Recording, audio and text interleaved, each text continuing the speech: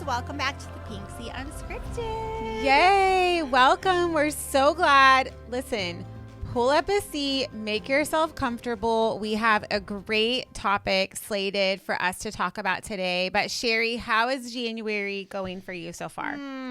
Susie, I struggle with January. I am not going to lie. It is, to me, the worst month out of the year. Yeah, it's hard because you're coming off the high of Christmas, and then we talked about this. The credit card bills are coming in. We touched on this. Yes, how it's just kind of, you have that impending sense of like gloom and doom, right? Like, what do I have to look forward to? I really need a tropical vacation. So that's true. Would if you that have fix my something, problems? well, if you have something to look forward to, I did read once that people that take their summer vacation at the end of the summer are happier all summer because they're looking forward to something. Oh. And see, we do that a lot when we go to Outer Banks with my family. We'll do it like the very last week of August. And it makes summer fun because really, like, you have that to look forward to. And then we get back and the kids go back to school. So what do you have to look forward to right now?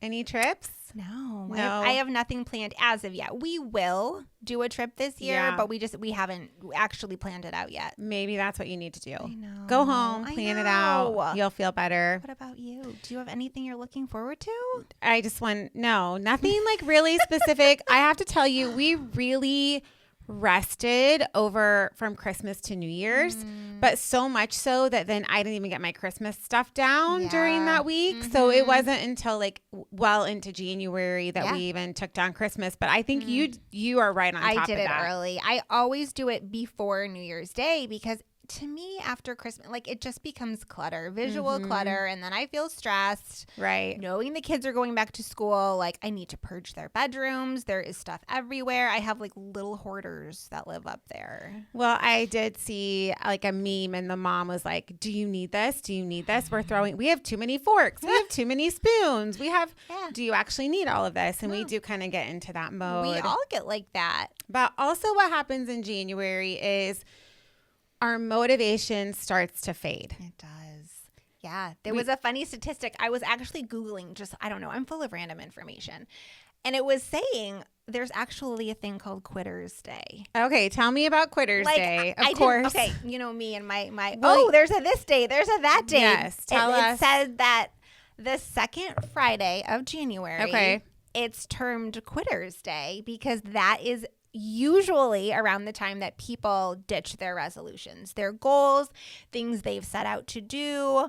That's when they abandon everything. So second Friday of January. So we're past that. So first of all, if you are still sticking to your resolutions, you are doing better than the majority of us. You are. You didn't quit. Good job. No, but if you have already quit, know that you are not alone. No, you're not, because it looks like there's a whole bunch of quitters out there. So we're going to be talking, what do you do when your motivation fades? So we were all gung-ho January 1, and then our motivation kind of wanes. And we talked about how motivation gets you started, but it's really grace that keeps you going. Absolutely. Because we're not going to get it perfect every time. No. Or any time. No, we very rarely get it perfect or get it right most of the time. But here's my issue. I can be very all or nothing. Oh, that is me to a T. Yes. Right? Yep. So you like plan whatever new regimen you're going to follow.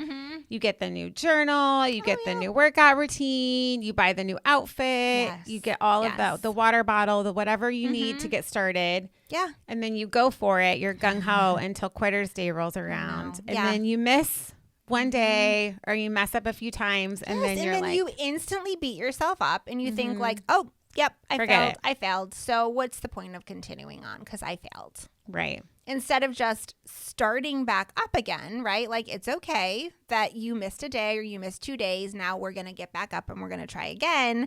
We just abandon it. So tell me about something you tried and gave up. Oh, so this is funny. So this was probably like 3 years ago now. I don't know if any of you ladies remember, there was like a diet called, I think it was called the Whole 30 diet. I always want to say whole foods diet because you're eating a lot of whole foods. Right. But me and my sister set out on this mission. Like, we want to just get healthy, total diet reset. Like, it wasn't necessarily to lose weight. It was just to clean up the junk that we've been eating. Because we overeat so much during the holidays. All you're like stuffing yourself with cheese and cookies. Oh, yeah. So we were both, we were determined. You start January 1st and we're going to start doing this. But you guys, it was hard.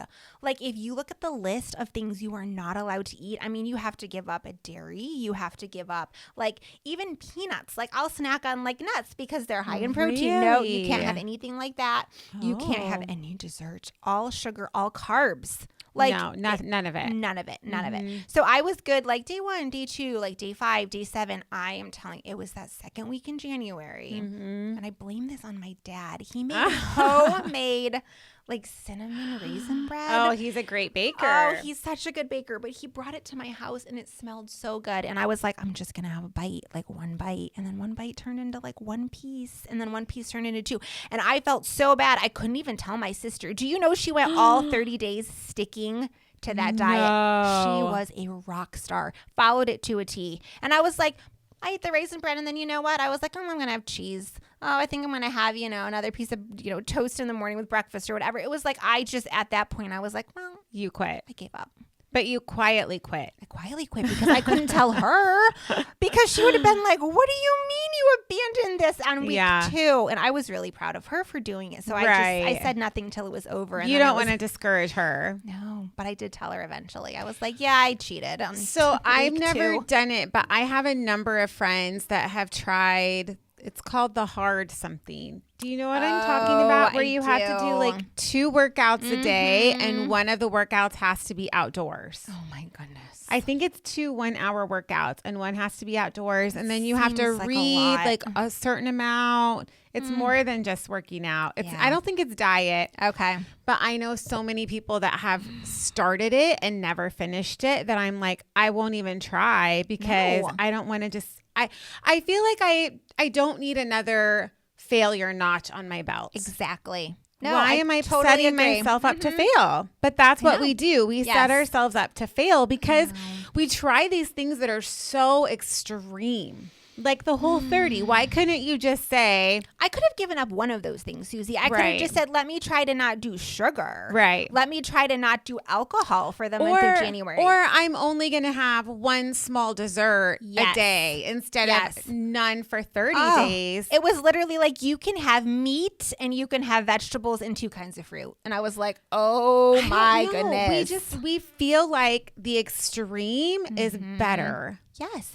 It's like the more we deprive ourselves and restrict ourselves, or the harder we work, somehow that's better than doing something simple. Right. But we can't follow through. Right. So we would be better off to make small changes over time. Absolutely. That we can actually consistently follow through with than wake up one day and be like, I'm going to keep my house perfectly spotless and never be behind on laundry and only eat perfect things and work out. But we try to do all of these things at the same time. We do. And I was recently reading a book, I believe it was by Mel Robbins, which if you guys don't follow Mel Robbins, I mean, she's just amazing. I love her.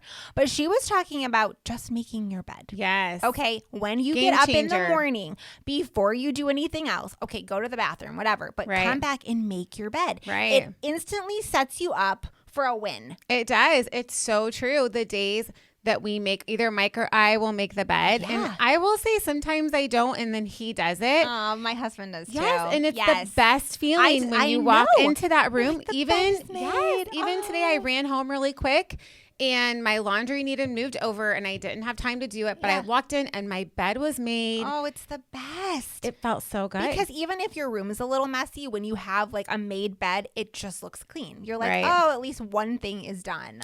So if you have quit, I know. Maybe make your goal smaller. 100%. That doesn't mean you're a failure. No, not at all. Set yourself up for success. Yes. Something that you can do.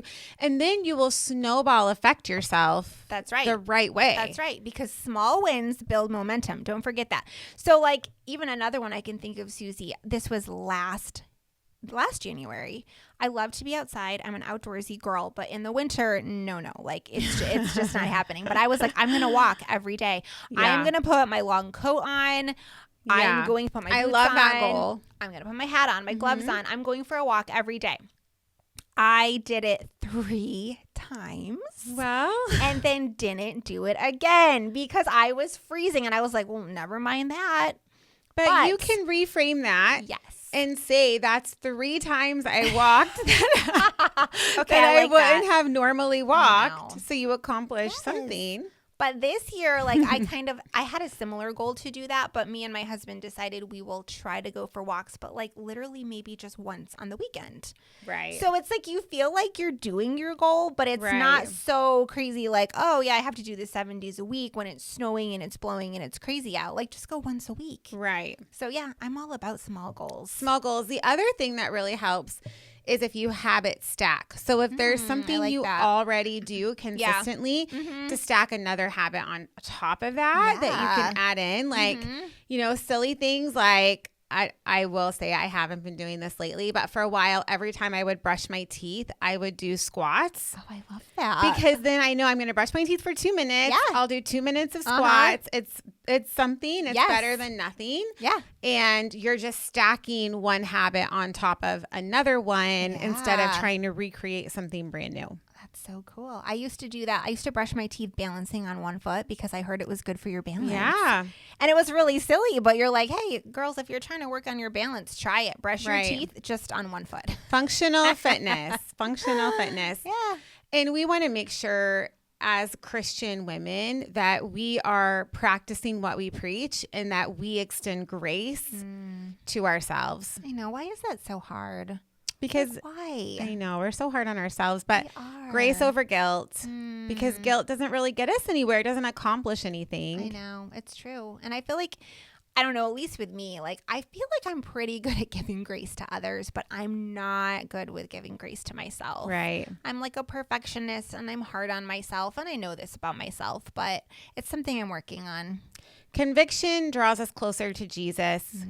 Guilt just makes us kind of go inward and away from people, away from God, makes us feel like failures. And the Holy Spirit doesn't condemn us. He never does. So if you're feeling, feelings of condemnation, that's not from him. God. Right. So grace over guilt. We're going to work on that. That's a nice little slogan. Grace over guilt. And guilt causes us to quit instead of restart. That's very true. Yeah. So whatever that thing is that you gave up on, maybe lower the bar a little bit. You're allowed to do that. Yeah, because make some room. Yeah, it's those little wins really that does keep you, going forward. It makes you driven a little bit more.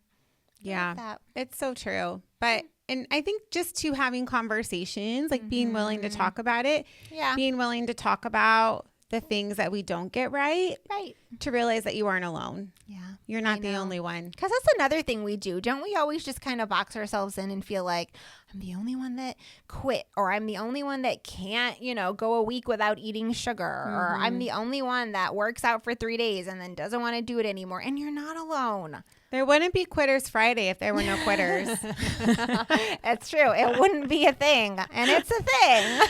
But we don't want to celebrate that. No one's buying shirts that say Quitters Friday. Like, could you imagine? Oh, my goodness. No, we want to be like, new year, new you. That's right. New year, new me. Right. Look at us go. So what was the scripture that you wanted to share? Oh, I don't even know. I may have already shared it, but I just love Galatians 6:9. It is one of my favorites. It's always been one of my favorites. It's don't grow weary while doing good. In due season, you will reap a harvest if you don't give up. If you don't give up. So don't quit. That's right. There's that harvest. Like God has such good things in store for you, and he is a rewarder.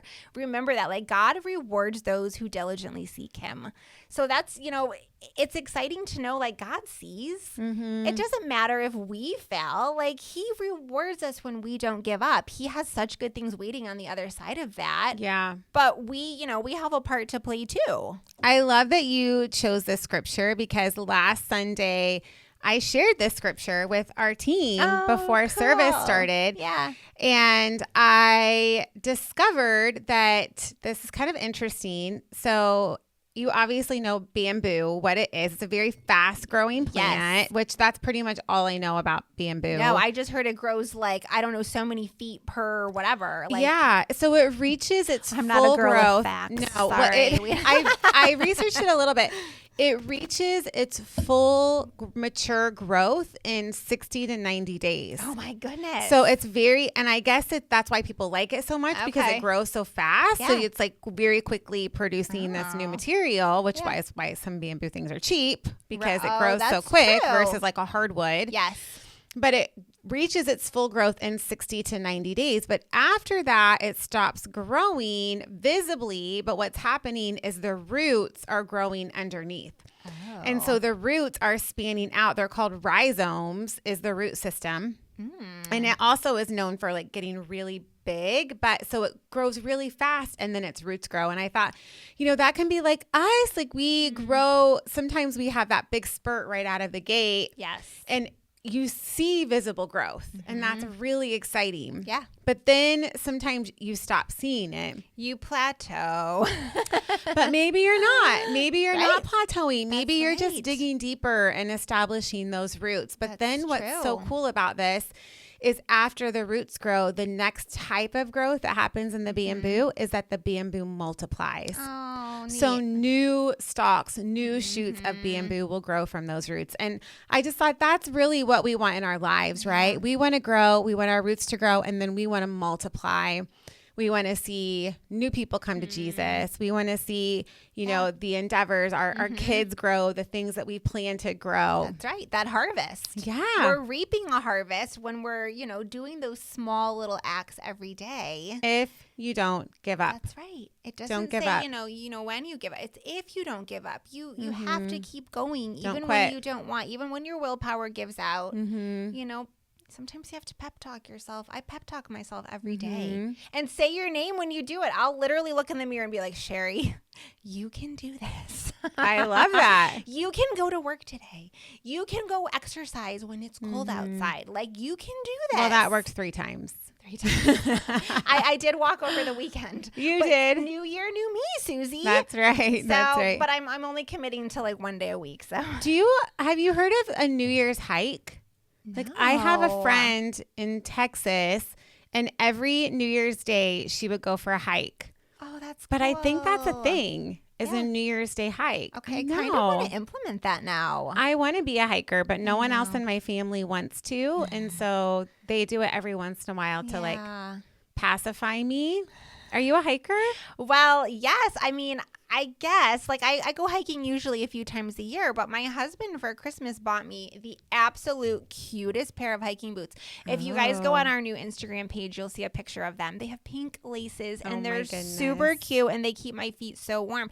So now I want to go hiking just to wear them. Aw, I love that. I know. That's amazing. We were in Lake Placid for our anniversary and we went on a hike and it was snowy and I had sneakers on and it was kind of disastrous. So oh no. he was So like, got you need hiking boots and they're really cute. We went to Hawaii for our 20th anniversary and there's like a famous hike you can do. It's supposed to be like their version of the Grand Canyon. Yeah. Mike did not want to do it at all. And he knew I wanted to, but I was just going to let it go by the wayside. Yeah. Like we don't have to. We were kind of running out of days, but he's like, no, we are doing this because he knew I would have been disappointed. We didn't do the full all the way, but we did most of it, and it was really beautiful. You got to do these and things. you don't need snow boots or a hat or a winter coat. Well, that's true too. That's true too. So we're gonna be encouraged and know that even if we don't see, that's right. Even if you don't see instant results, right? You got those little roots going in the ground. So that's right. And it's also important to reward yourself along the way. Yes, and this is something that I did want to just touch on quickly. Like little rewards are real. Like, so I have this thing that I do. I bought an espresso machine for coffee. Actually, the first time I had one was at your house. You made me one, and I loved it. Susie makes an amazing latte. Well, we only have one because similarly, a friend of ours had it and shared it with us. And we were like, well, it was actually Mike that was like, I need one of these. They're so good. But did you get rid of your Keurig or did you keep it too? So I actually have a coffee maker, like a drip coffee maker, and half of it's Keurig, half of it's like a regular coffee pot. And you have an espresso. Yes. So I now have you have three. I have three. Yes. But anyways, I love the Nespresso pods. They're delicious. It's better than, spending $7 on a coffee every day. True. But I do this thing. So I had shared this before, but for those of you just tuning in who might not have known this, I own a cleaning business. So I clean houses. This is what I do for a living. And it is very rewarding, but it's very tiring. Mm-hmm. So I really sometimes have to hype myself up to go and do these homes. Sometimes, I will clean houses for 6 hours a day. Wow. But my little treat is I get a coffee when I get home, and I put the foam on top and I make it like just as sweet as I want it. And it's so good. And I start dreaming about this, like packing my stuff up into my car on the way home. I'm like, I get that coffee. As soon as I get home, I get that coffee. So it's silly. It might sound silly, but for me, it's like that is my reward for a hard day's work. Mm-hmm. Well, we do it with our kids. Yeah. Right? We teach them right from the time they're little. When you pee in the potty, you're going to get a sticker or a little treat. Yeah. You're going to get an M&M. Yes. But we do need to set up those rewards. We do. In our day. Even financially. Like I had heard someone say once, like, if you're trying to get out of debt, it doesn't have to be all or nothing. Like when it comes to your shopping and your spending habits, you could give yourself a goal. Like once this is paid off, or if I go 2 weeks without buying something, it's okay to treat myself to something. Right. Yeah.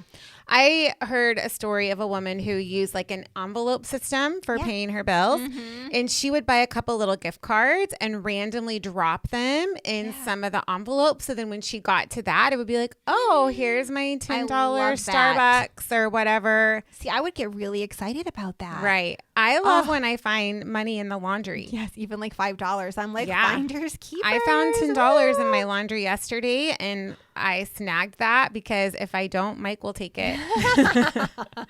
This is my reward, my finder's fee for doing my laundry. But so think about it. Like, what can you do to reward yourself for the hard work? Right. There's, little treats and little, even when you're trying to eat healthy, I'm sorry, I am not an all or nothing. Like, you can reward yourself with a little piece of chocolate or a tiny little treat, even when you're trying to eat good. Or a half a pizza.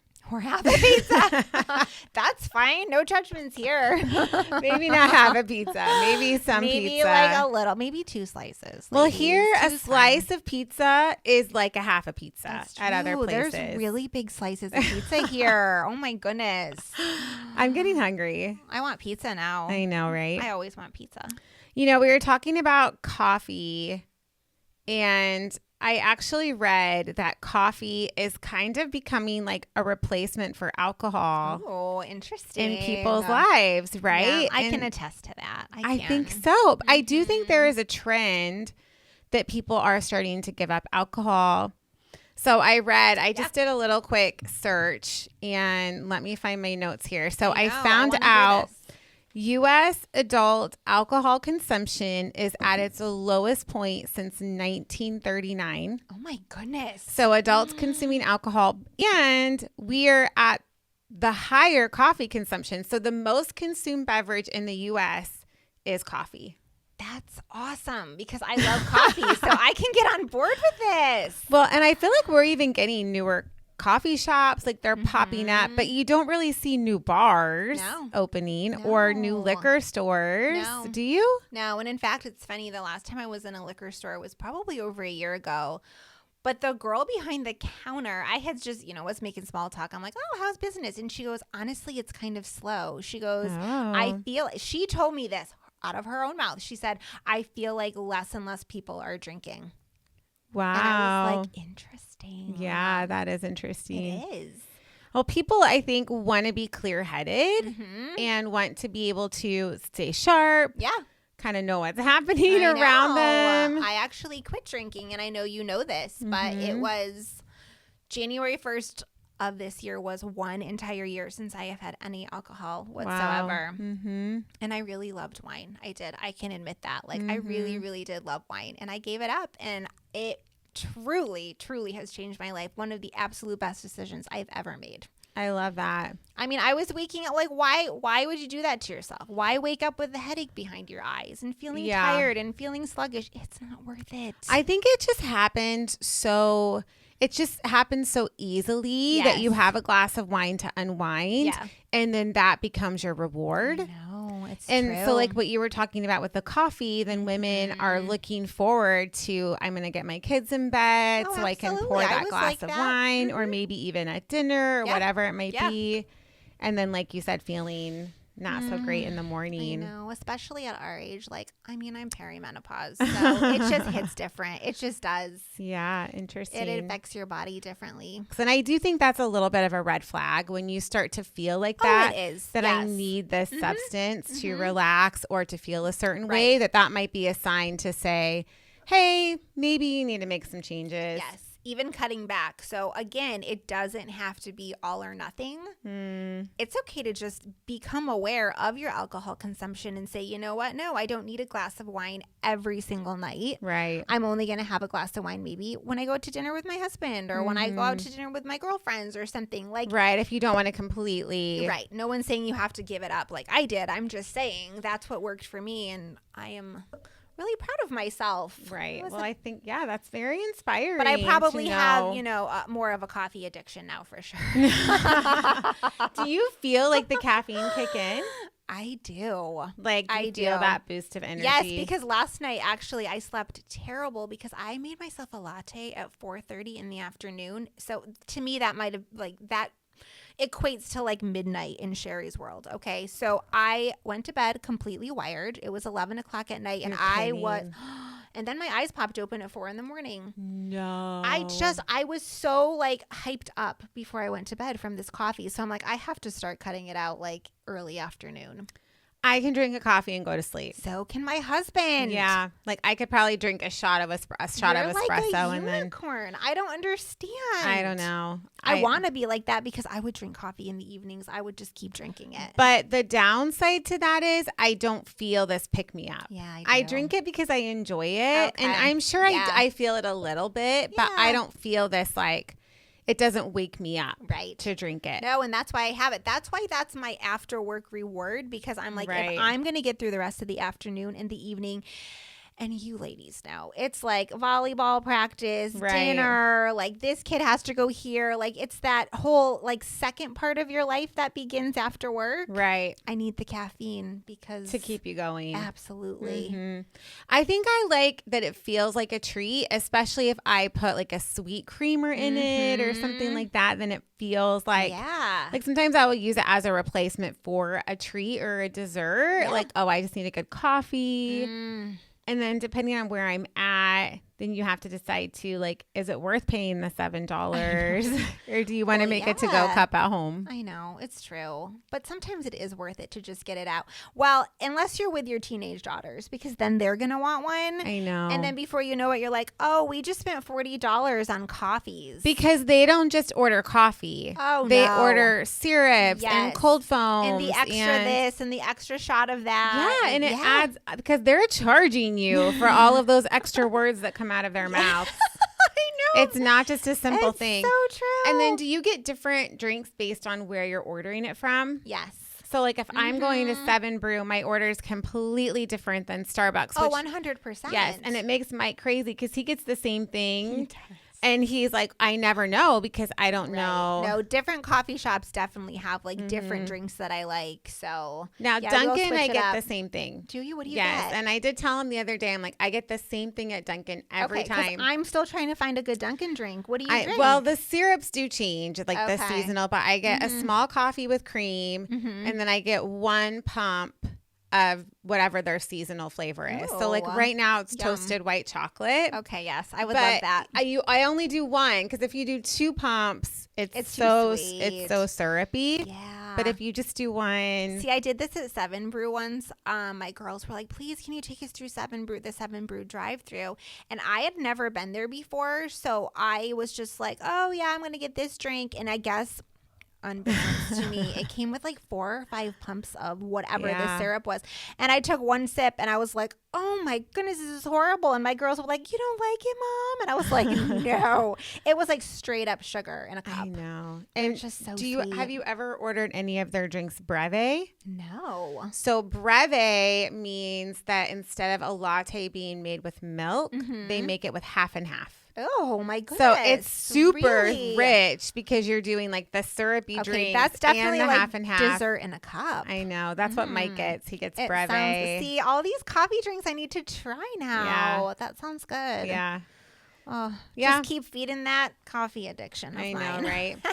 So, the other thing that I like to do is habit stack something that you enjoy with something that is more of a spiritual discipline. So we do this a lot without realizing. You probably already do it. Like when you read your Bible, you get in a cozy spot. Yes, always grab that cozy blanket, my favorite blanket. Your favorite. Grab that fresh cup of coffee with your favorite mug. Yeah. Yeah. So you're habit stacking without even realizing it to set yourself up. Yeah. So then that equates something.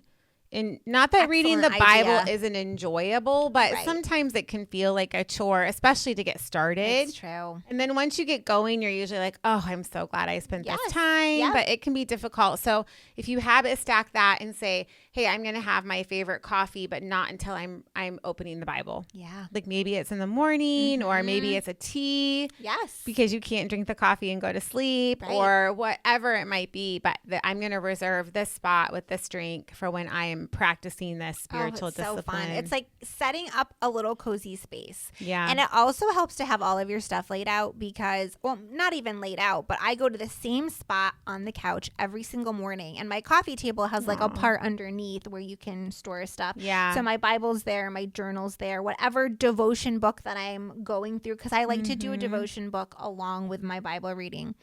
So it's all there for me in the morning. So it's just quick to find it. You're not running around the house like, where did I leave that? Where's my Bible? So funny story. Mike's mom told me that when he was a teenager, she would watch to see if his Bible moved locations. So if his Bible was always in the same spot on his dresser collecting dust, then she knew. Yeah, isn't that so cute? Goodness. Hey, that's a good idea though. But you have to have a kid that's room is kind of clean. Yeah, I don't have any of those. Well, that's not true. I have a daughter who keeps her room clean, but she's the only one. So yeah, and her Bible does move, and it's by the bed. So aw, I love that. I love that. Well, I hope this encouraged somebody out there. If you would do us a great big favor, if this encouraged you, or if you know somebody that might need some encouragement, maybe their motivation is starting to wane and they need to practice a little grace over guilt. We all do. We all do. We're preaching yes. to ourselves too when we say this. It's so true. Would you like, subscribe, share this podcast with somebody you know that could use a little bit of encouragement today? And I want to remind you, you might not see that growth on the outside, but I promise you, if you are continuing to put God first, let me tell you, your roots are growing. Your roots are growing. You're getting stronger and deeper and finding that grounding in Him. That's right. Yeah. Don't give up. Don't give up. That reward, it's there if you don't give up. So. Don't give up. And also, if you have not gotten our free 7-day devotional on the Yes Adventure, if you click in the show notes, there's a place for you to sign up for that. We would love to send that to you right to your email inbox and partner with you as you continue to say yes to Jesus. And I don't know if Susie already said this, but we would love comments. Like I particularly love to read people's comments. So please leave us a comment and just let us know if you're watching, where you're watching from. So that would be fun. And what's your favorite coffee drink? Because we need some new ideas. I do. I'm kind of boring. I drink a lot of vanilla lattes. So, I don't like things super sweet, but give me a suggestion. Love it. Thanks, friends. We'll see you in the next one. Have a good week. Bye-bye. Bye.